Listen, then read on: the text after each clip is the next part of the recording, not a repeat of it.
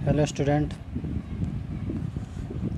कल हमने केवीएल के कुछ क्वेश्चन देखे थे। ठीक है, 2 क्वेश्चन करे थे केवीएल पे बेस्ड। ठीक, हमने देखा था कि किस तरीके से हम किसी भी सर्किट में करंट, किसी भी रेजिस्टेंस में करंट का मान निकालते हैं। ठीक, तो अब ये हमारे पास नेक्स्ट क्वेश्चन है। ठीक है, अब हमें इसमें क्या करना है, हर रेजिस्टेंस में क्या करंट का मान निकालना है। ठीक है, 10 ओम, 5 ओम एंड 5 ओम, इसमें हमें क्या करना है, करंट की वैल्यू निकालनी है। ठीक, या हर ब्रांच में करंट की वैल्यू निकालनी है हमें। ठीक है, हमें ये करना है, बात समझ आ गई। हर ब्रांच में या हर रेजिस्टेंस में हमें करंट निकालना कि कितनी करंट फ्लो हो रही है हर ब्रांच में। ठीक, तो उसके लिए अब हमें क्या करना पड़ेगा, केवीएल का यूज़ करके। ठीक, तो सबसे पहले हमें पता चलना चाहिए कि करंट हमें एज्यूम करना पड़ेगा कि हमारा इस रेजिस्टेंस में इतनी करंट फ्लो हो रही है। ठीक है, तो हम एज्यूम करेंगे, माना इसमें हमारी I1 करंट फ्लो हो रही है। ठीक, यहाँ से ये I1 करंट फ्लो हो रही है। ठीक, यहाँ मान ले रहे हैं हमारी I2 करंट फ्लो हो रही है। ठीक है, इसमें I2 करंट फ्लो हो रही है, और यहाँ मान ले रहे हैं हम, यहाँ पे देखो ये I1 और ये I1, ये जंक्शन है मिलेगी, ये क्या हो जाएगी हमारी I1 प्लस I2। ठीक है भाई, यहाँ आ रही है I1, यहाँ I2, तो जंक्शन की ओर आने वाली धाराओं का योग किसके बराबर होना चाहिए, जंक्शन से दूर जाने वाली धाराएं, तो ये भी I1 प्लस I2 होना चाहिए ना। और यहाँ से हमारी I1 प्लस I2 ये आ रही है। ठीक है, और यहाँ होते हुए यहाँ I1, यहाँ I2 वापस चले जाएगी, और यहाँ I1 वापस चले जाएगी। ठीक, ठीक है, अब हमें क्या करना है, अब केवीएल कहता है क्या, केवीएल के अकॉर्डिंग क्या होता है, किसी भी बंद इलेक्ट्रिकल सर्किट में या किसी भी लूप में, उसको बोलते हैं लूप। ठीक, जितने भी वोल्टेज सोर्स लगे होते हैं, जितने भी वोल्टेजेस होते हैं, उनका एल्जेब्रिक सम 0 होना चाहिए अकॉर्डिंग टू केवीएल। ठीक, केवीएल के अनुसार किसी भी बंद इलेक्ट्रिकल सर्किट में जितने वोल्टेज सोर्स लगे होते हैं, ठीक है, जितने भी वोल्टेज होते हैं, उनका एल्जेब्रिक सम 0 होना चाहिए। तो हम मान लेना ये लूप 1 है, ये लूप 2 मान लो इसको। ठीक, ठीक है, और यहाँ मान लेना इसके अक्रॉस वोल्टेज V1 है।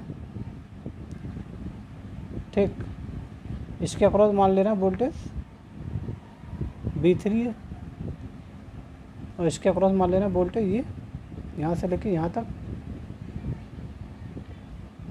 हमारा V2 है। ठीक है,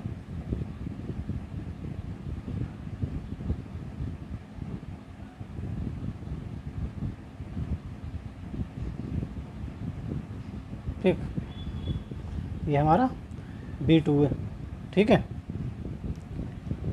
ठीक, अब देखो यहाँ से करंट हमेशा पॉजिटिव से नेगेटिव की ओर फ्लो होती है, तो ये वाला पॉजिटिव टर्मिनल होगा, ये नेगेटिव टर्मिनल होगा, यहाँ से निकल रही है बाहर। ठीक, I1 इसी प्रकार यहाँ से ये जा रही है, यहाँ से बाहर निकल रही है, तो ये पॉजिटिव टर्मिनल होगा V3 का, ये V3 का नेगेटिव टर्मिनल। इसी तरीके से यहाँ से एंटर हो रही है, यहाँ से बाहर आ रही है करंट, तो ये V2 का पॉजिटिव टर्मिनल यहाँ होगा। ठीक, और नेगेटिव टर्मिनल यहाँ होगा V2 का। बात समझ में आ गई। ठीक, अब हम क्या करेंगे, इसमें इन दोनों लूप में हमें चक्कर लगाने पड़ेंगे। मान लिया हम क्लॉकवाइज डायरेक्शन में हम मान ले रहे हैं घूम रहे हैं। ठीक है, क्या करना पड़ेंगे, हमें चक्कर लगाने पड़ेंगे दोनों लूप में। तो अब यहाँ पे इसको सॉल्व करेंगे हम। ठीक है, हमने पहले करंट एज्यूम करा, माना इसमें I1 है, इसमें I2 है, इस करंट सोर्स की, इस वोल्टेज सोर्स की वजह से I1 फ्लो हो रही है, इस वोल्टेज सोर्स की वजह से I2, और इसमें I1 प्लस I2 फ्लो हो रही है। ठीक है, तो अब हम सबसे पहले इसमें एक KVL अप्लाई करेंगे, उसके बाद इसमें KVL अप्लाई करेंगे। ठीक है, तो यहाँ लिखो अप्लाई KVL इन लूप 1।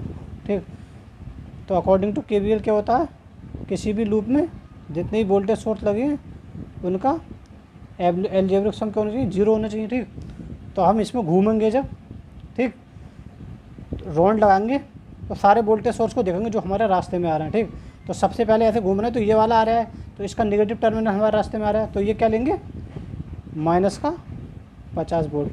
ठीक, उसके बाद ऐसे घूमेंगे, फिर ये V1 आ रहा है, तो V1 का पॉजिटिव टर्मिनल आ रहा है हमारे रास्ते में।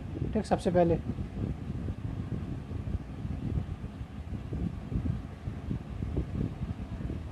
ठीक, तो ये क्या लेंगे, प्लस B1। अब इसका ऐसे घूमेंगे, ऐसे आएंगे, अब B2 आएगा। अब B2 का देखो नेगेटिव टर्मिनल ऐसे घूम रहे हैं ना, ऐसे B2 का नेगेटिव टर्मिनल पहले आ रहा है, तो यहाँ पे माइनस का B2 क्या होना चाहिए। और अब देखो कितने वोल्टेज सोर्स इस लूप में कितने लगे हैं, 1 2 3 और एक ये 4, एक ये भी है ना, तो ऐसे घूम रहे हैं। अब इसके बाद ये वाला है, इसके बाद कौन सा आएगा, ये आएगा 25 वोल्ट वाला आएगा, ठीक। तो ऐसे घूमेंगे तो देखो पॉजिटिव टर्मिनल पहले आ रहा है, तो +25। अब देखो कोई नहीं बचा ना, लौट के यहीं आ जाएंगे, तो = 0 होना चाहिए, ठीक।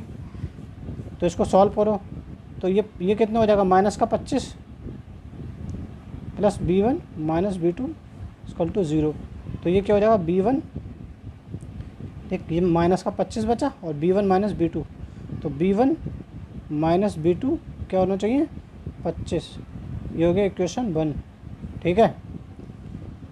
इसी तरीके से अब B1 और ये आ गया, इक्वेशन 1 मान लिया हमने इसे, ठीक। अब देखो B1 = हम जानते हैं चूँकि B = I × R होता है, ठीक। तो B1 = क्या होगा, I1 × 10, तो B1 = I1 × 10। इसी तरीके से B2 = क्या होगा, I2 × 5, ये इसमें I2 तो जा रही है, I2 × 5, तो I2 × 5। अब B1 एंड B2 का मान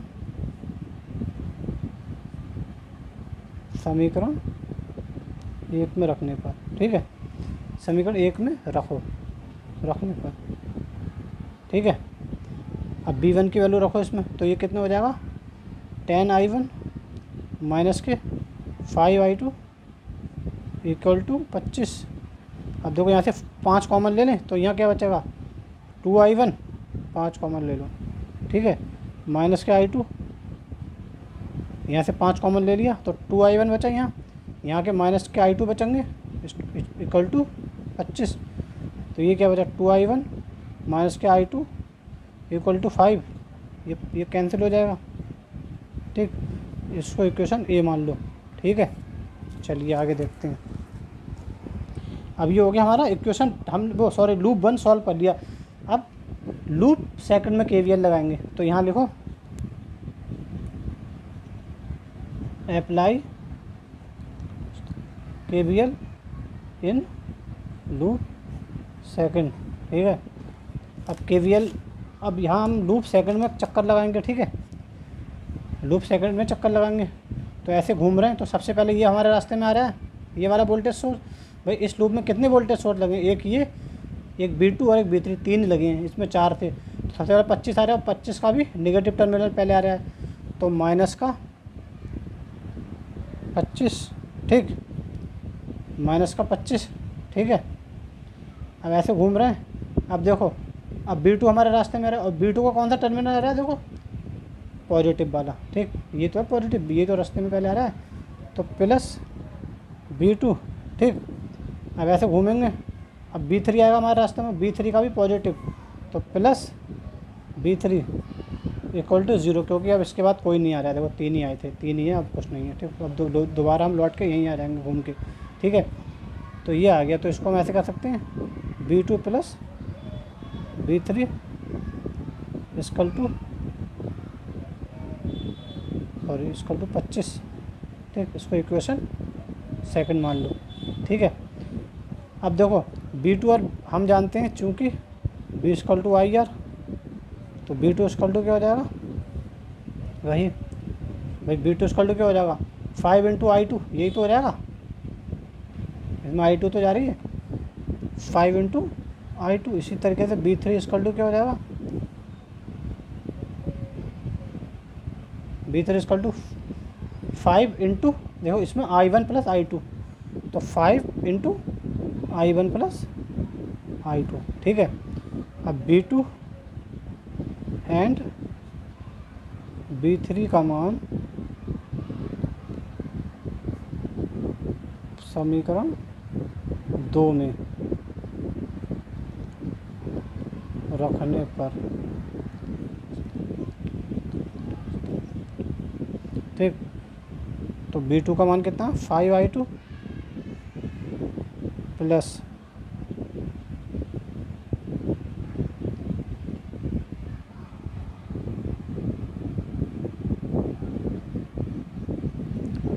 B3 का कितना, 5i1 plus i2 equal to 25। ठीक है, 5i2 5i1 plus 5i2 equal to 25। ठीक, अभी कितना हो गया, 5i1 plus 10i2 equal to 25। ठीक है, 5 कॉमन ले लो, i1 plus 2i2 equal to 25, 5 से 5 कैंसिल, i1 प्लस 2i2। ठीक है, ये ठीक, ये कितना हो जाएगा, i1 ऐसे ले लेंगे 5i1, ये और ये कितना हो गया 10i2, 5 कॉमन ले लिया, i1 प्लस 2i2 और ये अब 5 से 5 कैंसिल। ठीक, तो इक्वल टू 5, इक्वेशन बी मान लो इसको। ठीक, अब इक्वेशन ए और इक्वेशन बी को एक साथ लिखेंगे सबसे पहले। तो इक्वेशन ए ये है, ठीक, और इक्वेशन बी ये है।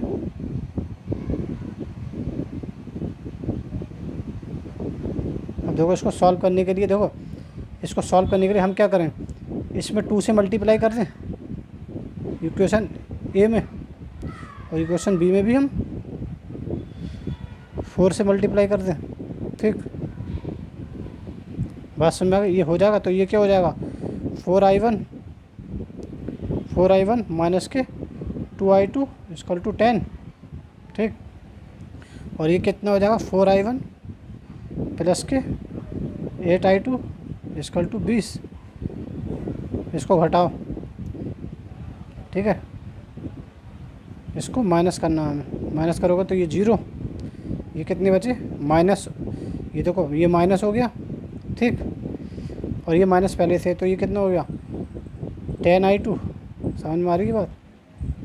ठीक, और ये कितना हो जाएगा, देखो ये माइनस और ये प्लस इक्वल टू कितना, माइनस के, तो माइनस का बड़ा है ना 20, तो माइनस के 10, तो ये कितना बचा, माइनस के 10i2 इक्वल टू माइनस के 10, माइनस से minus cancel, i2 equal to minus के 10 से माइनस के 10 कैंसिल हो जाएगा, i2 इक्वल टू 1 एम्पियर।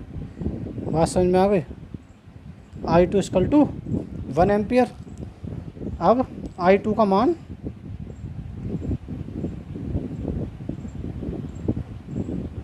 समीकरण ए में रखने पर, किसी में भी रख दो, ए या बी किसी में भी, ठीक है, रखने पर। तो समीकरण ए में रखो i2 का मान, तो 2i1 माइनस के 1 इक्वल टू 5, ये यहाँ चले जाएगा, तो 2i1 इक्वल टू 5 प्लस 1। ठीक,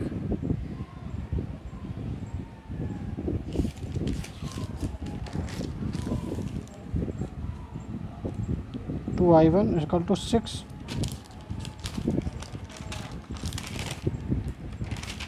ठीक, 2i1 इक्वल टू 6, तो i1 इक्वल टू कितना आ जाएगा 3 एम्पियर। i1 और i2 की वैल्यू आ गई। ठीक, देखो ये वाली वैल्यू और ये वाली वैल्यू आ गई, ये दोनों वैल्यू आ गई, बात समझ में आ गई। ये वाली वैल्यू और 10 ओम में और 5 ओम में 10 ओम और 5 ओम में करंट की वैल्यू आ गई, पता चल गई हमें। अब क्या करेंगे, ये निकालना है, 5 ओम में निकालना है। तो i1 plus i2 equal to क्या हो जाएगा, 1 प्लस 3 इक्वल टू 4 एम्पियर। ठीक, तो सारी ब्रांचों में हमने करंट निकाल ली, बात समझ में आ गई। सारी ब्रांचों में हमने करंट इस तरीके से निकाल ली। ठीक है, ठीक, तो इस तरीके से क्वेश्चन को सॉल्व करते हैं। उम्मीद करते हैं कि आपको समझ में आया हो। ठीक है, चलिए नेक्स्ट क्वेश्चन देखते हैं। फिर मैं इसके बाद एक होमवर्क में दूंगा, वो आप लोगों को करके देना है। पिछली बार किसी ने, बहुत कम लड़कों ने दिए थे, और वो भी कुछ गलत दिए थे, लेकिन बाद में लड़कों ने सही कर लिए थे। सिर्फ एक लड़का, उसने सारे क्वेश्चन सही करे थे। ठीक है, पढ़ोगे नहीं तो तुम्हें ही दिक्कत होगी कॉलेज पढ़ने के बाद। नेक्स्ट क्वेश्चन देखते हैं।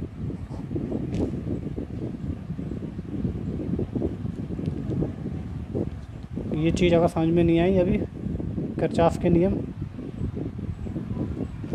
तब इलेक्ट्रिकल इंजीनियरिंग में आगे बहुत दिक्कत होगी तुम लोगों को, इसलिए इनकी प्रैक्टिस पर ध्यान दो। क्वेश्चन प्रैक्टिस करने से आते हैं, देख कर कुछ नहीं आता।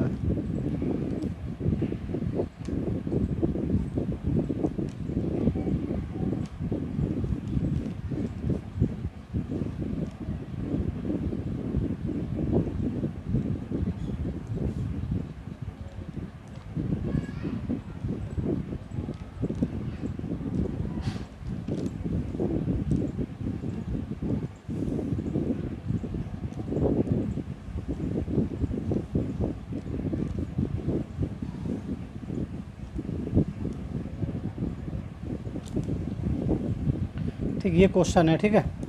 अब ये क्या कह रहा है, प्रत्येक ब्रांच में करंट का मान बताओ, ठीक है। प्रत्येक ब्रांच में करंट का मान बताओ, ठीक।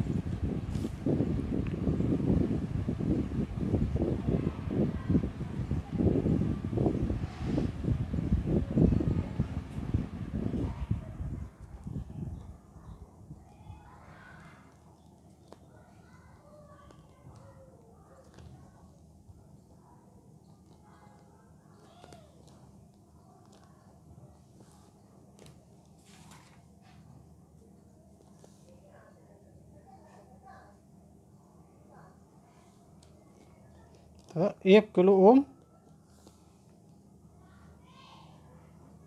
प्रतिरोध, 1 किलो ओम प्रतिरोध के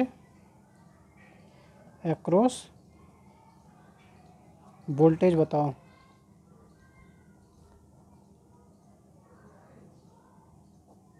क्या पूछा है, प्रत्येक प्रतिरोध में धारा का मान पूछा, करंट का मान पूछा, और ये 1 ओम वोल्टेज है, वो सॉरी 1 ओम का जो रेजिस्टेंस है इसके अक्रॉस वोल्टेज पूछा, कितना वोल्टेज होगा, ठीक।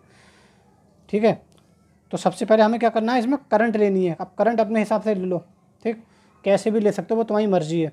देखो 2 तरीके से हम करंट ले सकते हैं। एक तो हम इन दोनों के ज़रिए से इसमें करंट फ्लो कराएं। यहाँ मान लो I1 फ्लो हो रही है, यहाँ मान लो I2 फ्लो हो रही है, ठीक। या फिर ऐसे हम ऐसे भी मान सकते हैं, मान ले ये हमारी क्या है, मान लो यहाँ पे करंट I1 फ्लो हो रही है, यहाँ तक I1 गई, फिर I1 यहाँ से डिवाइड हो गई, ठीक है, यहाँ I2 गई और यहाँ I3 आ गई, ऐसे मान सकते हो। या फिर ऐसे मान लो इस वोल्टेज सोर्स से I1 फ्लो हो रही है, ठीक, और यहाँ से देखो यहाँ पॉजिटिव टर्मिनल ये है ना, तो यहाँ से पॉजिटिव टर्मिनल से यहाँ से शुरू होगी करंट फ्लो होना। बात समझ में आ गई भाई, पॉजिटिव टर्मिनल से तो जाती है करंट निकल के वोल्टेज सोर्स के, तो यहाँ से ये वाली I1 गई, ठीक। बात समझ में आ गई, तो I1 यहाँ से फ्लो होकर यहाँ तक आएगी, ठीक। अब यहाँ से देखो पॉजिटिव टर्मिनल से I2 आई, यहाँ तक I2 आई, यहाँ तक I2 आएगी और यहाँ तक I1 आएगी, ठीक। बात समझ में आ गई। अब इसमें कितनी करंट होगी, इसमें कितनी करंट होगी,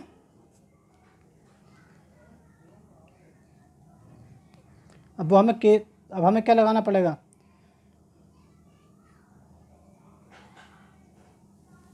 यहाँ पे KCL लगाना पड़ेगा, सॉरी।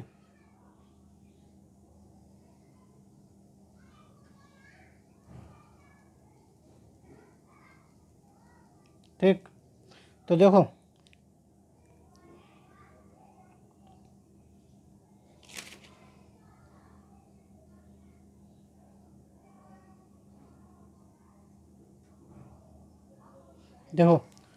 यहाँ पे अब हमें मानना पड़ेगा, ये जो करंट फ्लो हो रही है ना, ये देखो I1 यहाँ तक आई, वो I2 यहाँ तक आई, तो ये कितनी होगी, I1 माइनस I2, ठीक है, I1 माइनस I2। तो देखो यहाँ तक आएगी I1 minus I2, I1 minus I2 यहाँ तक आएगी, ठीक। बात समझ में आ गई, यहाँ तक I1 माइनस I2 आई, यहाँ I2 है, तो यहाँ देखो यहाँ कितनी करंट होना चाहिए, यहाँ हमारी I1 होना चाहिए, नहीं होना चाहिए, क्योंकि I1 तो ही वापस जाएगी भाई, यहाँ I1 बाहर निकल रही है यहाँ से, तो I1 ही वापस जाएगी ना। तो देखो यहाँ पे ये हमने करंट सही ली है या नहीं ली है, ये अब यहाँ पे हम KCL लगा के देखेंगे। अगर ये अगर हमारा आने वाली करंट और जाने वाली करंट का योग बराबर है तो इसका मतलब हमने सही लिए, तो संधि ये मानेंगे, ये संधि है, ठीक। इस संधि की ओर आने वाली करंट का योग इक्वल टू किसके बराबर होना चाहिए, जाने वाली करंट के योग के बराबर। तो संधि की ओर कौन कौन सी करंट आ रही है, I1 minus I2 plus I2, यही तो आ रही है संधि की ओर। संधि से दूर कौन सी आ रही है, I1, तो ये वाली I1 आना चाहिए। तो देखो ब्रैकेट को ओपन करोगे तो I2 से I2 कैंसिल, तो I1 इक्वल टू I1, तो इसका मतलब हमने ये करंट सही ली है। यहाँ पे I1 माइनस I2 फिल होगी, बात समझ में आ गई। तो ऐसे लेते हैं, ठीक। तो इसको हम मान लेंगे लूप 1, इसको मान लेंगे लूप 2, ठीक। अब देखो यहाँ हम मानेंगे वोल्टेज सोर्स V1 है यहाँ से लेके यहाँ तक, ठीक ठीक। इसके अक्रॉस मान लो वोल्टेज सोर्स V2 है, और यहाँ मान लो V3 है, ठीक है। और यहाँ कितनी करंट जाएगी, देखो यहाँ भाई यहाँ से 2 एम्पियर I2 मतलब बाहर आ रही है, तो I2 ही तो अंतर यहाँ रिटर्न जाएगी, तो ये भी हमारी क्या हो जाएगी I2, बात समझ में आ गई। ये क्या होगी I2। तो देखो यहाँ पॉजिटिव पोलरिटी आ जाएगी, यहाँ नेगेटिव, पॉजिटिव से नेगेटिव की ओर करंट फ्लो होती है। इसी तरीके से यहाँ पॉजिटिव आ जाएगी, यहाँ नेगेटिव, ठीक। और इसी तरीके से ये देखो ये करंट फ्लो हो रही है। हम ऐसे भी कर सकते थे, यहाँ से भी करंट फ्लो करा सकते थे, तो क्या हो जाता I2 माइनस I1। अगर हम यहाँ से यहाँ कराते तो I2 माइनस I1 हो जाता, ठीक है। तो यहाँ पे I1 माइनस I2 नीचे की ओर फ्लो हो रही है, तो ये प्लस आ जाएगा और ये माइनस आ जाएगा, ठीक है, क्योंकि पॉजिटिव से नेगेटिव की ओर फ्लो होती है करंट, ठीक।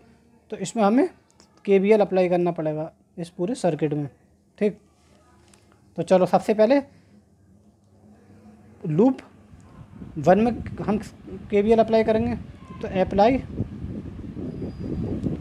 KVL इन लूप 1, ठीक। लूप 1 में KVL अप्लाई करेंगे, ठीक। तो देखो ऐसे घूमेंगे, ऐसे चक्कर लगाएंगे क्लॉकवाइज।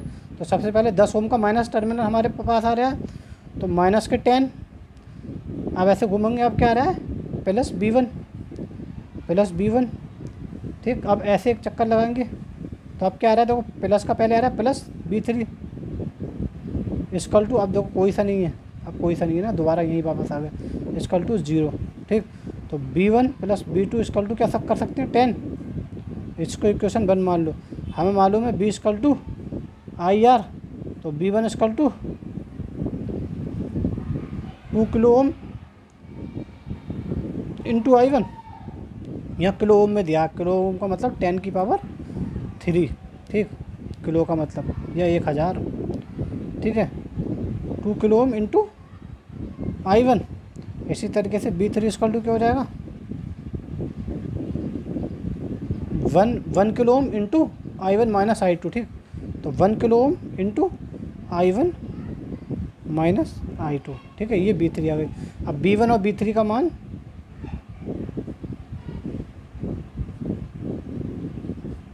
समीकरण 1 में रखने पर, 1 में रखो, ठीक है, B1 और B3 का मान। चलिए तो ये क्या हो जाएगा 2 किलो ओम इंटू I1, ठीक।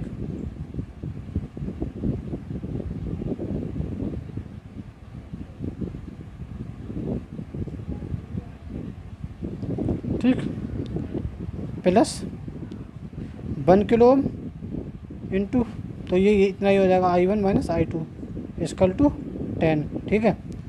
तो ये कितना हो गया 3I1 माइनस के I2 इक्वल टू 10, इसको इक्वेशन A मान लो। अब अप्लाई KVL इन लूप 2, ठीक।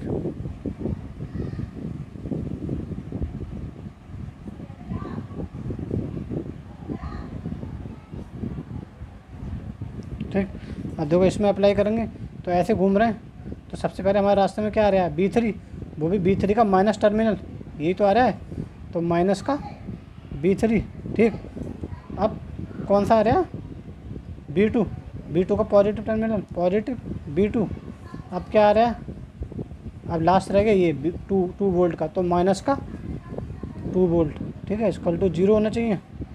ठीक, तो इसको ऐसे लिख सकते हैं V2 माइनस का V3 equal to 2, equation second मान लो इसको। ठीक है, अब B2 इक्वल टू क्या होगा, V2 इक्वल टू क्या हो जाएगा 2 किलो ओम इंटू I1, वो I2 सॉरी I2 फ्लो हो रही है ना इसमें। ठीक, तो 2 I2 और V3 इक्वल टू क्या हो जाएगा, V3 का इक्वल टू वही हो जाएगा 1 I1 minus I2, 1 into I1 minus के I2। ठीक है, अब V2 एंड V3 का मान समीकरण 2 में रखने पर, ठीक है। चलो 2I2 माइनस के I1 minus I2 equal to 2, 1 को नहीं लिखते हैं, ठीक है, ये वो 1 इससे गुणा होगी तो यही आएगा, 1 के इससे गुणा होगी, तो 2I2 माइनस के I1 plus I2 equal to 2। ठीक, तो ये कितना बचा, माइनस का I1 प्लस के 3I2 equal to 2, equation B मान लो। अब इक्वेशन 1 को सॉरी इक्वेशन ए और बी को एक साथ लिख लो, तो 3I1 ठीक माइनस I2 इक्वल टू 10, ये इक्वेशन ए थी हमारी। इक्वेशन बी क्या है, माइनस के I1 plus 3I2 equal to 2। ठीक है, अब क्या करें, इसमें 1 से गुणा कर दो और इसमें 3 से गुणा कर दो। ठीक, तो ये क्या हो जाएगा 3I1 माइनस के I2 इक्वल टू 10।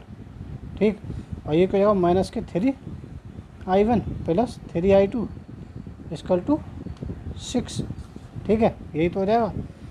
अब इसको जोड़ दो, ठीक है, इसको ऐड कर दो तो ये कैंसिल हो जाएंगे। ठीक, ये कितना हो जाएगा 2I2 और ये क्या हो जाएगा 16। ठीक है, ठीक, तो ये कितना हो जाएगा 8, तो I2 इक्वल टू कितना आ गया 8 एम्पियर। अब I2 का मान समीकरण ए में रखने पर, ठीक है, तो समीकरण ए में I2 का मान रख दो 3I1 माइनस 8 इक्वल टू 10। बात समझ में आ गई, 3I1 इक्वल टू, ठीक, तो 3I1 equal to 18, I1 equal to 6 ampere. ठीक, बात समझ में आ गई। इसी तरीके से अब क्या होगा हमारा I1 माइनस I2 क्या होगी 8 वो सॉरी 6 माइनस 8, तो I1 माइनस I2 कितना आ रहा है हमारा माइनस के 2 एम्पियर। ठीक है, तो ये सारे वैल्यू हमारी निकल के आ गए हैं। ठीक, सारी वैल्यू हमारी निकल के आ गई। अब क्या निकालना है, 1 ओम के अक्रॉस हमें वोल्टेज निकालना है। तो वोल्टेज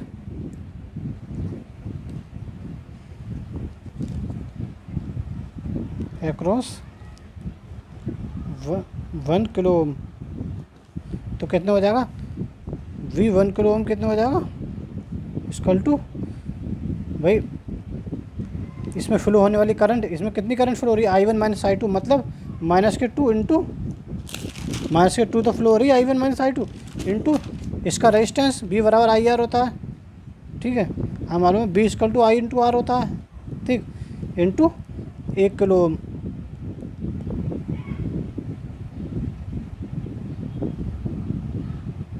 ठीक है,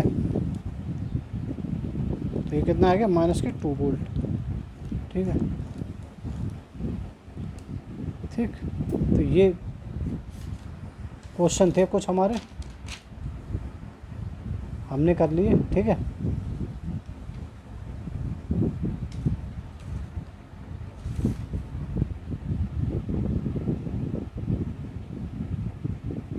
ठीक। चलो उम्मीद है आपको समझ में आया होगा। कुछ क्वेश्चन, 2 क्वेश्चन दे रहा हूँ, एक केवीएल और एक केसीएल का, वो आप लोगों को करके देना है।